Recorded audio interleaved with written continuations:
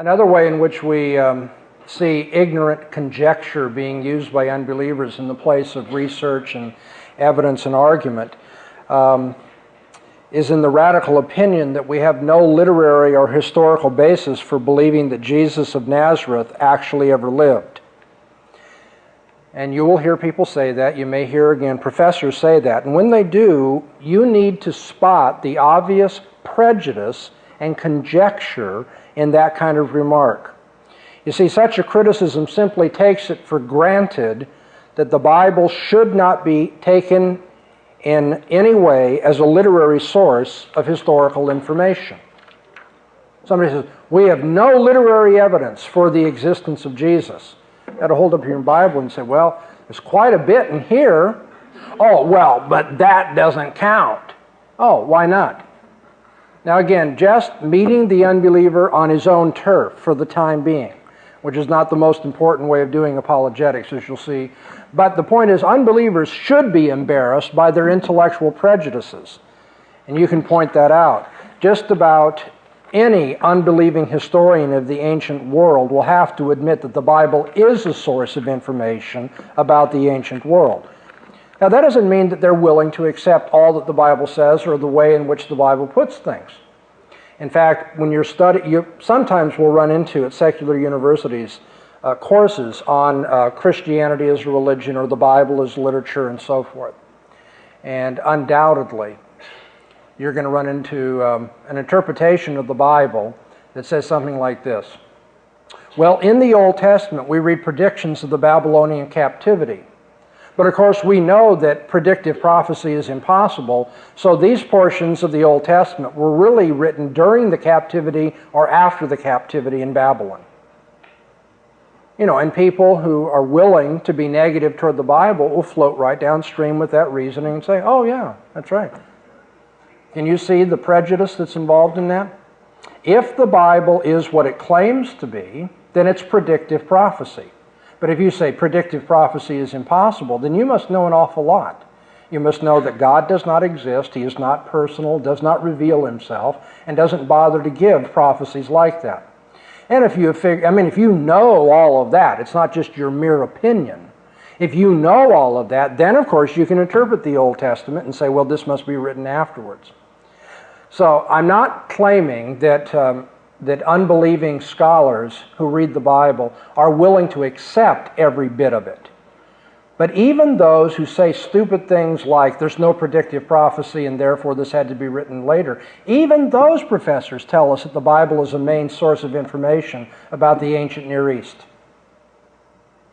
And so when someone says we don't have any evidence, they're totally throwing the Bible out. They're not treating it like they treat other literature, which of course they say is their approach to things. And that kind of criticism doesn't show familiarity with the secular allusions to Jesus in ancient literature. Let me give you just a few examples. There was a Roman historian by the name of Tacitus. Want me to spell that for you? Tacitus, Tacitus.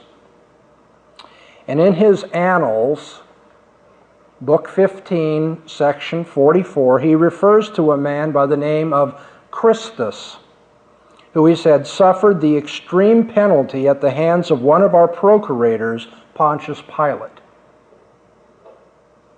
The Jewish historian Josephus, in his Antiquities, Book 20, Section 9, refers to James, the brother of Jesus, who is called the Christ.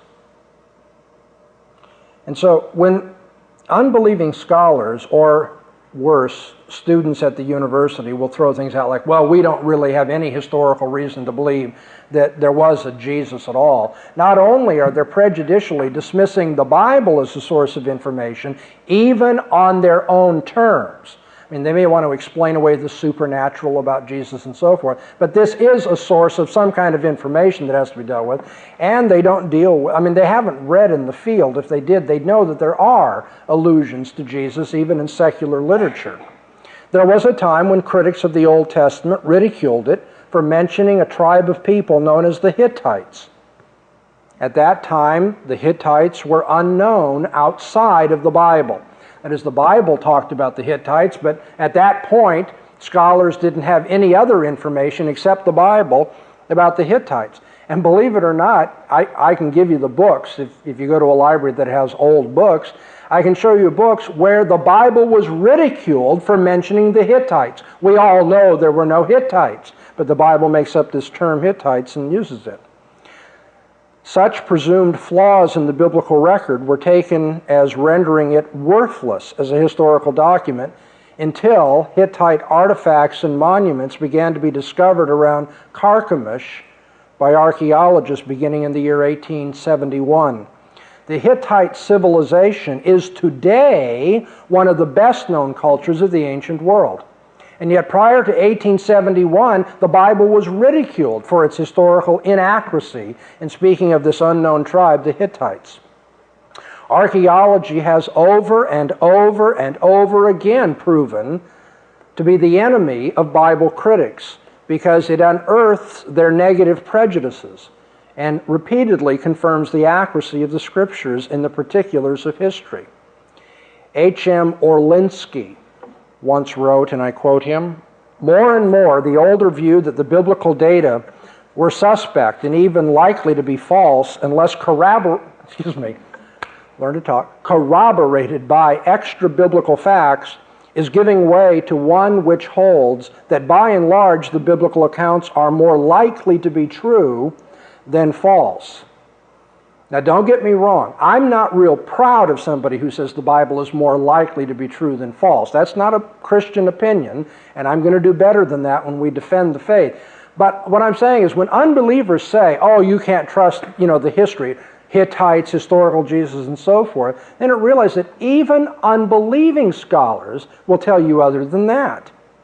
Even as unsympathetic an umpire as Time magazine, in a lead article back in 1977 entitled, "How True is the Bible?" had to admit, and I'm quoting, well, this is a scholarly source, huh? Time magazine tells us. That was tongue-in-cheek for those of you who didn't miss it.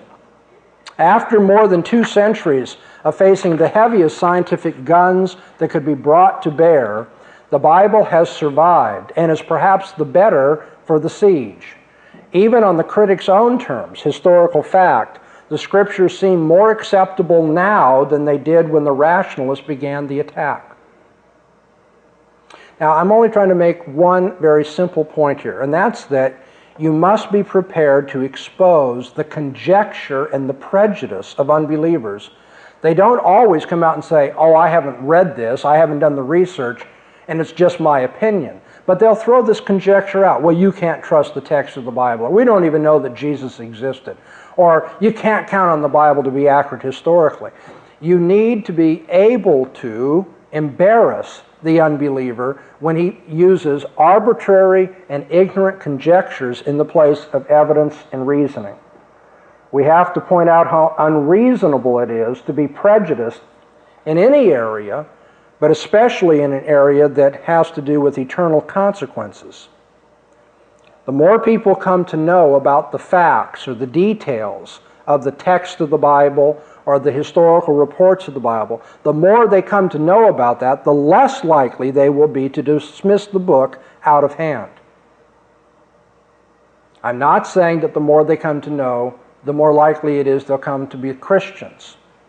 That's a much different matter. What I'm saying is, even in the field of secular scholarship, it's the least well-read that have strong prejudices against the accuracy of the text or the history of the Bible. People who aren't even Christians will say, well, in general, the Bible has fared pretty well given the fact that everybody's gunning for it.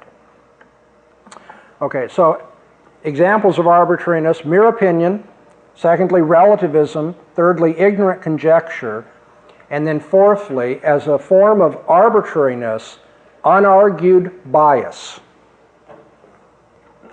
Even if enough external corroborating evidence were available from textual criticism and from archaeology and from the related sciences, such as history and linguistics and so forth, even if we had enough evidence to deal with all of the historical points in the Bible, people would be quick to point out to us that the most important features of the biblical narrative are not simply the accounts of the Hittites or of military battles and migrations and other sorts of things there, but rather the accounts in the Bible of things like floating axe heads and fiery chariots and water being turned to wine and virgin birth and resurrection. When unbelievers read of the miraculous accounts in the Bible, their first inclination is to say that such things cannot happen, and thus they disbelieve the written report of them. They'll say things like, we all know that people can't walk on water, and so the story of Jesus walking on the water must be fabricated. And I think all of you are familiar enough with that line of reasoning that you may easily be drawn into it when somebody talks about the Bible. I think we use the same line of reasoning when we're standing at the checkout counter at the supermarket. I don't know where you all live, but back in Southern California, the land of fruits and nuts, at our checkout counters we have all these tabloid newspapers. Do you have that too? You know, girl gives birth to her own father. Headlines, fantastic tabloid headlines, you know. Alien comes down, you know, and marries Julia Roberts or something. No, that's not an alien, that's a country and western singer, I'm sorry. But they have things like that. And the implicit argument that we would use is, well, things like that are impossible, and so they could not have occurred. And unbelievers will dismiss in advance the possibility of the miraculous events reported in the Bible because they use an unspoken premise. They cast a doubtful eye upon the biblical narrative, saying since the Bible says Jesus rose from the dead, and yet we know the dead do not rise, therefore the Bible is wrong. And unbelievers easily assume that people who live in the enlightened, scientific 20th century cannot accept that kind of superstitious, bogus stuff. That's myth, that's fairy tale, they'll say. After all, we use refrigerators, we use computers today. Jesus couldn't have risen from the dead. But now, if they are being rational when they argue in this way, if they're going to be fully rational, unbelievers who doubt the biblical narrative with respect to miracles have to pause and recognize and scrutinize their controlling assumptions. Okay, and that's why I'm saying when you do that, you're going to find, lo and behold, there's an unargued bias in this argument that has to be exposed. And that unspoken assumption is, we know that miracles are impossible. To which you need to say, we know that? Now, we're going beyond mere opinion. It's your opinion miracles are impossible. You know that miracles are impossible. How much would a person have to know? How much information would a person have to have taken in about the natural world to say that miracles are impossible?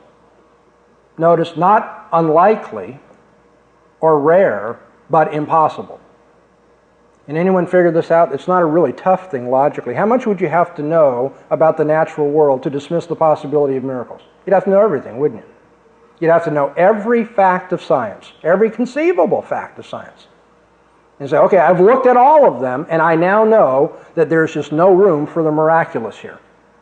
And so an unbeliever, without even arguing the case, dismisses miracles as impossible. You need to point out that is being arbitrary.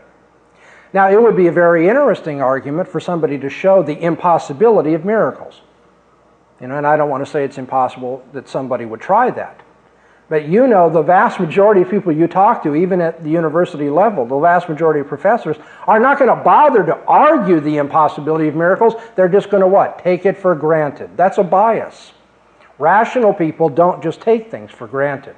They don't just say, well, I don't want to think this universe is capable of producing miraculous events, and so I'll just not interpret anything as miraculous. Unbelievers feel that they know that such events cannot take place because they have a scientific outlook, and they're convinced that all of nature operates in a predictable and a law-like fashion. And so you need to say, and how do you know that all of nature operates in a predictable law-like fashion? The answer will come back, because the portion of nature that I'm familiar with does. Okay. Let me go over that again, because you should be, at this point, ready to pounce on that argument. So, okay. How do you know that all of nature operates in a predictable law-like fashion? The answer is because in all of my experience, nature has operated in a predictable law-like fashion. Yes, but not all of nature is contained in the sum of nature, the little bit of nature that you've experienced. In logic, what do we call that? Krista, you know the answer to this? That's right, hasty generalization. In logic, that is taking a little bit of evidence and then universalizing the evidence. A person hasn't got a good argument to say, well, it's always been predictable.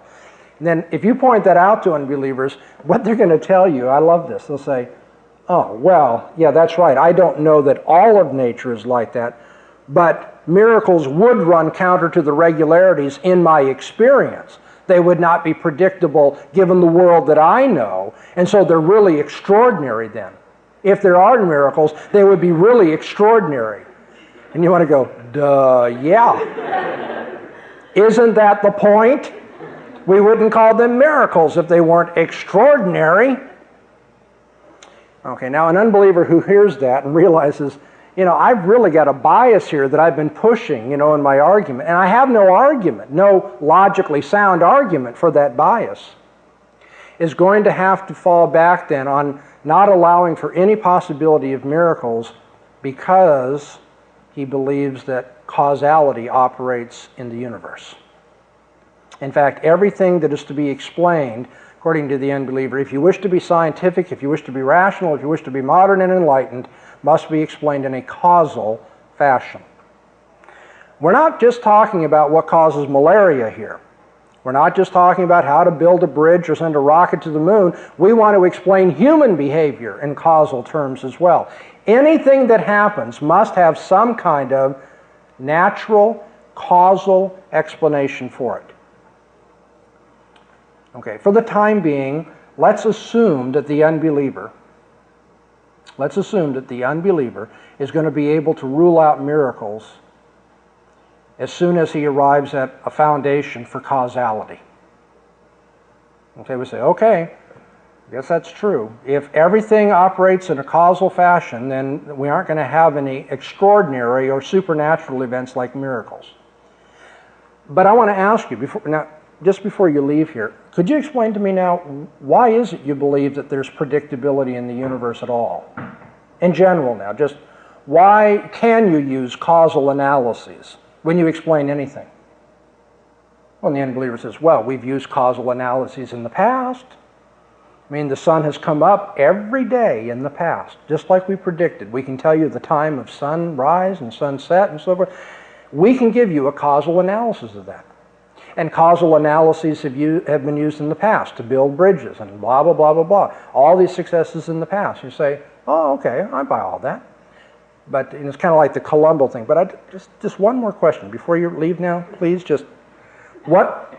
Yeah, you have to understand. I really appreciate all that causal analysis in the past, but my question was really about the future.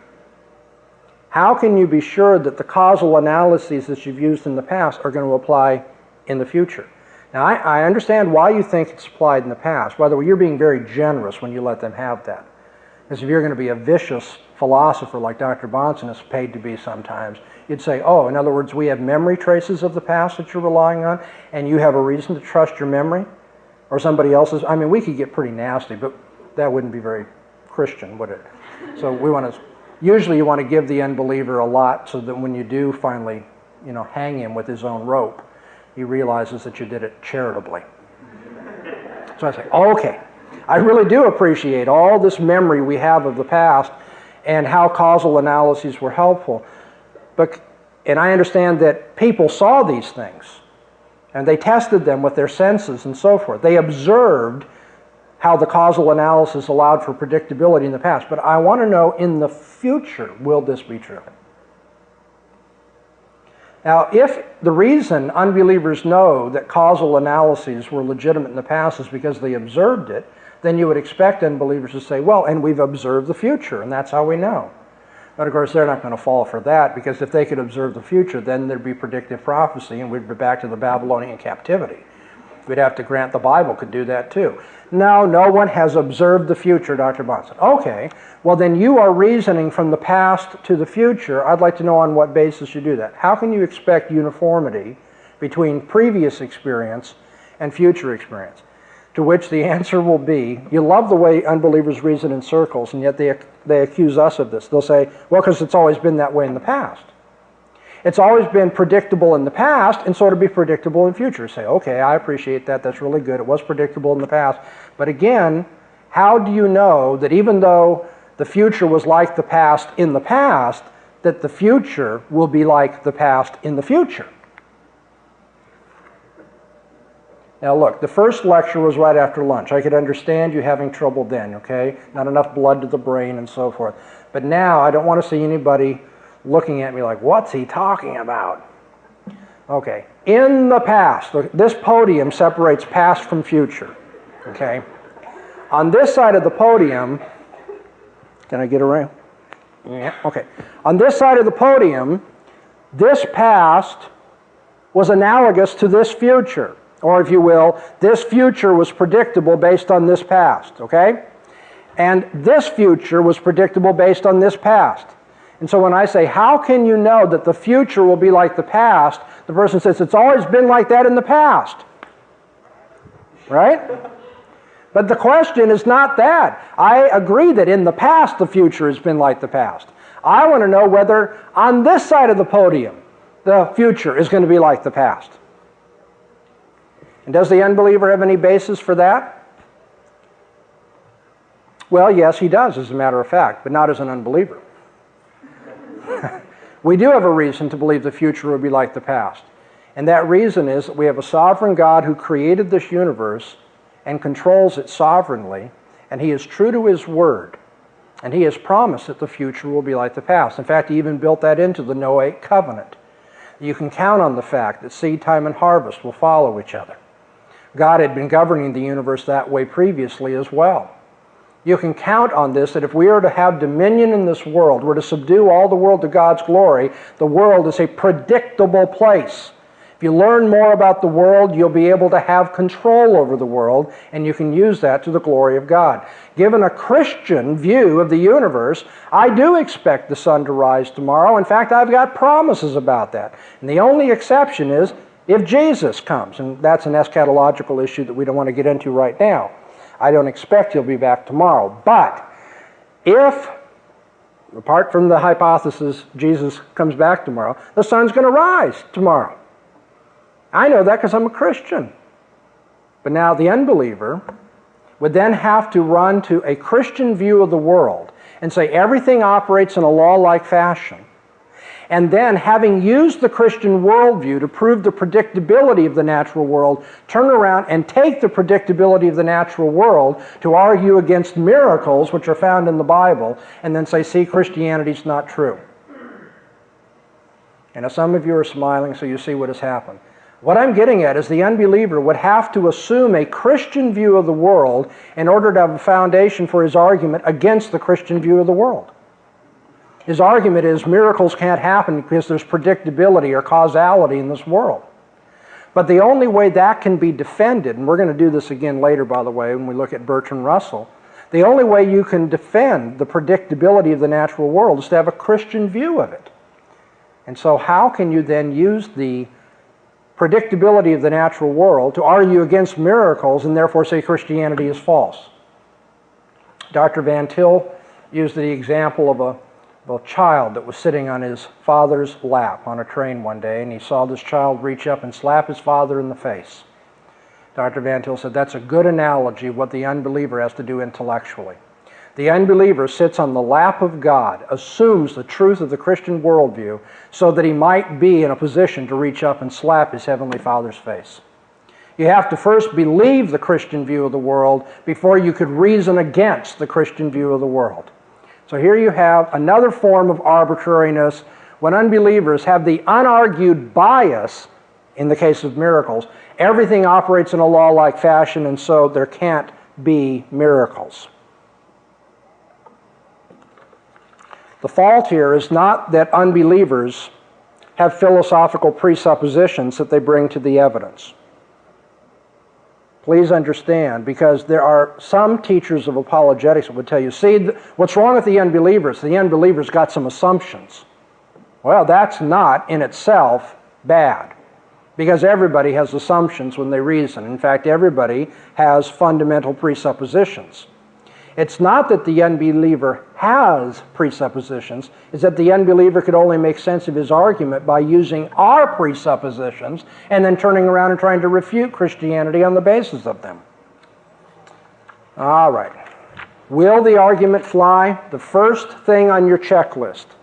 You're listening to your roommate or your professor at college. Ask yourself about the argument or the alleged argument. Is this mere opinion that's being thrown out at me? In which case it's worth exactly 0. Is it relativism that's being appealed to? In which case it's self-contradictory. Is it ignorant conjecture? That is, it just seems to me the text would have to be flawed, or it just seems to me we don't have any evidence for the historical Jesus. Is it unargued bias? The assumption that the universe works in a law-like fashion, even though the unbeliever has no evidence for the universality of causality and so forth. Or if the unbeliever has evidence, it's Christian evidence, and then they turn around and try to use that against the faith, which is self-contradictory. One of the key intellectual sins of people is arbitrariness. A second key intellectual sin is inconsistency. As with arbitrariness, there are different forms or varieties of inconsistency. That's why you like coming to these lectures. It's like going to 31 flavors, right? We offer you many different things to please you. The kinds of inconsistencies that you are going to look for, first of all, logical fallacies. Another kind of inconsistency you want to be on the lookout for is perhaps best typified by the expression reductio ad absurdum. There's a little bit of Latin we can all learn. You don't even have to know Latin. What does reductio ad absurdum mean? Reduce to absurdity. Okay? If you can take the argument of your opponent and reduce it to absurdity, you have demonstrated an inconsistency in the sense that you assume people will not hold to absurdities. And so since they don't hold to this absurdity, but their argument leads them to this absurdity, they're holding to something that they don't hold to. That's an inconsistency. And then there's the form of inconsistency that can be labeled actions speak louder than words. And then finally, a form of inconsistency that I'm going to call presuppositional tension. I cannot give you this afternoon a course in logic. I want to encourage you all to take a course in logic, preferably from a Christian, but even if it's not a Christian, the fact is you're going to learn something about argumentation and how to identify fallacies. You might work through a book on your own. And if I can give a commercial interlude here, you can take a course in critical thinking from the study center where I teach as well. You don't have to come to Southern California to do that, although it would be a lot more pleasant for you if you did, so you can get the sunshine and the surf and so forth. But you can learn logic, from Christian sources, others besides myself. I want to encourage you to do that, because I can't give it all to you this afternoon, but it will be very helpful for you to see the kinds of foibles and mistakes that are made in reasoning, so that when unbelievers do that, you can say, well, your argument's, fallacious, and it's fallacious for this reason. Okay? How about if we say, well, Christianity is not true because, remember the Inquisition? In the Inquisition, people who professed to be Christians did horrible things. They tortured people and they killed people. And so Christianity can't be true. In logic, does anybody know? Can you tell me? What is that fallacy? Anybody heard of the ad hominem fallacy? Arguing against the man rather than against what he believes? Okay, if I had a person in the room right now who is a Marxist, believe it or not, there are still Marxists around. When I went to Moscow, they weren't very happy with me. Because I argued with them about Marxist utopianism and economic realities. And they really got burned about that. Now, if I had a Marxist come into this room and tell me, I don't know why a Marxist would say this, so just follow the hypothesis. If I had a Marxist come into the room and tell me, The plan for socialized medicine in this country is not going to work. It's going to prove to actually make it more difficult for people to get medical attention, and certainly more difficult to get competent medical attention. And it won't simply be that the poor suffer, but that everyone will suffer. Now, I don't know why Marxists would say that, because they would tend to favor socialized medicine, obviously. But if a Marxist did say that, you have to understand it would be totally irrational for me to say, don't believe what he just said, that man's a Marxist, and we all know how bad Marxists are. If I said that, I would be arguing against the man and not against his argument. Likewise, when an unbeliever says, well, I could never be a Christian because I think what you did in the Inquisition was terrible, I always say, me? Pardon me? Excuse me? I wasn't even around when the Inquisition was active.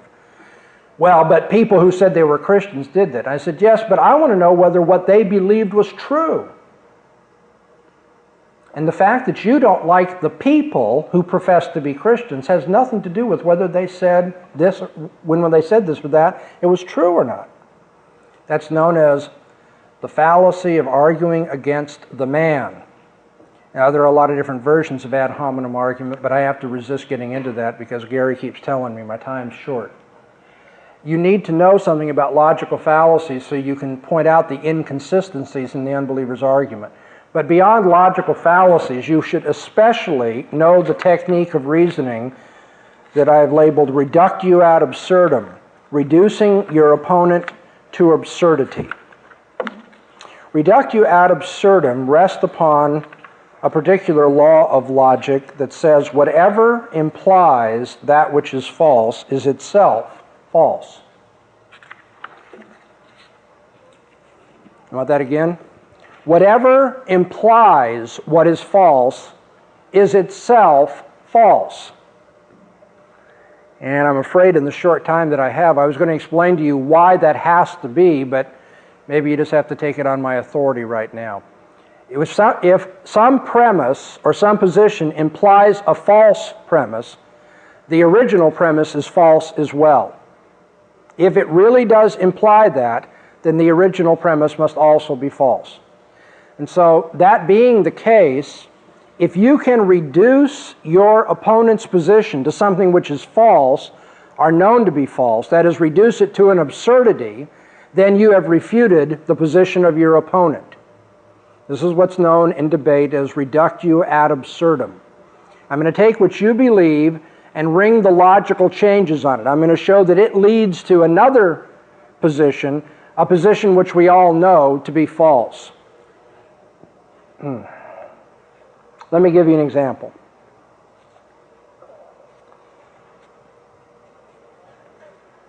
First premise, if there are no universal moral principles, then it is invalid for one culture to condemn the activities of another culture. The position that I've just stated is known as cultural relativism. It is not right for 20th century Americans to condemn any other culture because all ethics is relative to the society in which you live. If there are no universal moral principles, then it is invalid for one culture to condemn the activities of another culture. William Graham Sumner once wrote, he thought he was very clever, that if there is a law of God that applies to all mankind, God has been suspiciously secretive about it. Which is his way of snidely saying, which you take to be God's universal law. Isn't it interesting that the Samoans didn't hear about it? God only told Americans about it, or whatever it may be. The cultural relativist says, if there are no universal moral principles, then it's invalid for one culture to condemn the activities of another culture. And what gives at least minimal credibility to the cultural relativist when you hear that presented in class is that then the cultural relativist will go on and seem to live in terms of that. Will say, it's wrong. The famous example in our generation is Margaret Mead's work with the sexual practices of unmarried Samoan girls.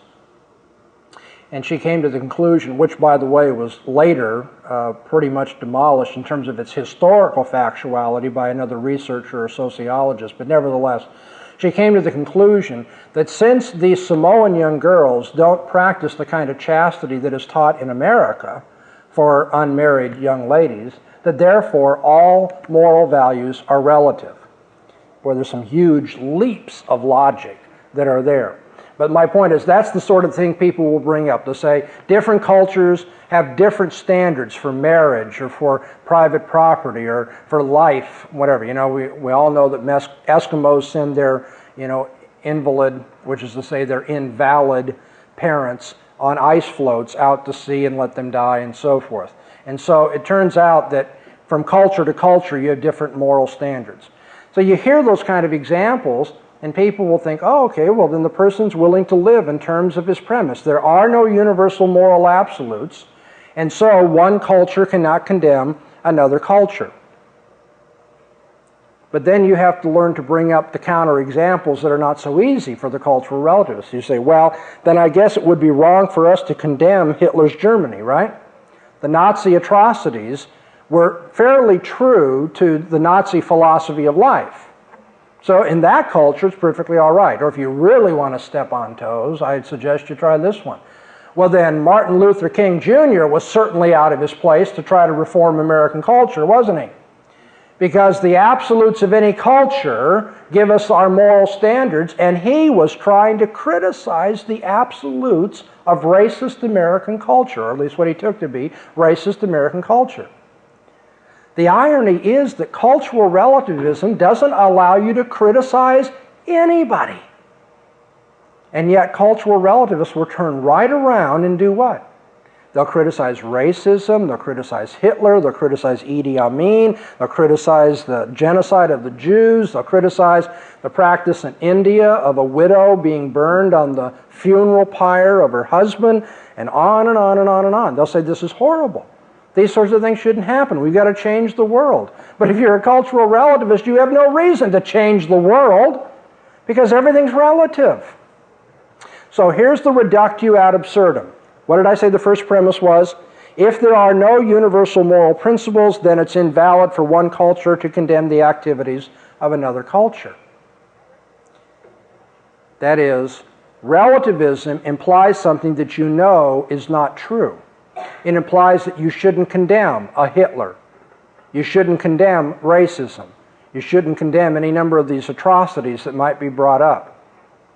And since relativism implies what is known to be false, then relativism itself is false because it's been reduced to absurdity. You reduce relativism to absurdity by taking it, bringing the logical changes on it, taking it to its consequences, and showing that no one's willing to accept those consequences. They may appear to, but once you bring up the right illustrations, they say, oh no, we don't believe that. So you've reduced relativism to absurdity and therefore shown that the relativist is inconsistent. Now, why is inconsistency such a bad thing? Well, sometimes I'm tempted to tell people, if you accept inconsistency, what's so bad about that is that people can get into an argument and say, yes it is, no it isn't, yes it is, no it isn't, and that's all you'll ever have. You can accept both of them. Because inconsistencies are acceptable, it can be yes it is and no it isn't at the same time. But then not everyone understands what I'm getting at, and so I have to point out that inconsistencies are unacceptable because from an inconsistency you can believe anything. Maybe when I have more time tomorrow, I can put a little argument on the board to show how that is. From P and not P, I can prove anything. Anything. In fact, I'll level this challenge. Somebody write down on a piece of paper something you think that I cannot prove, and I'll show you. I can prove anything from an inconsistency.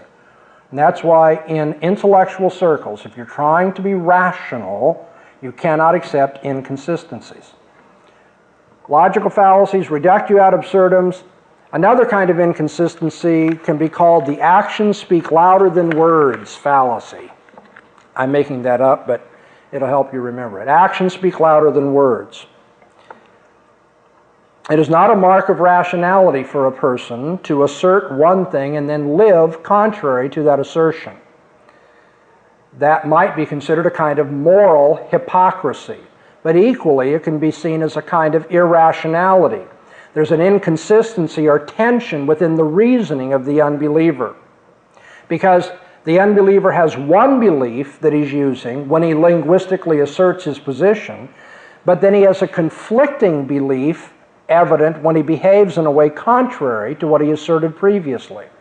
So when people live contrary to what they say, they are being moral hypocrites, but they're also being irrational. They have an inconsistency in what they believe or what is evident about their beliefs.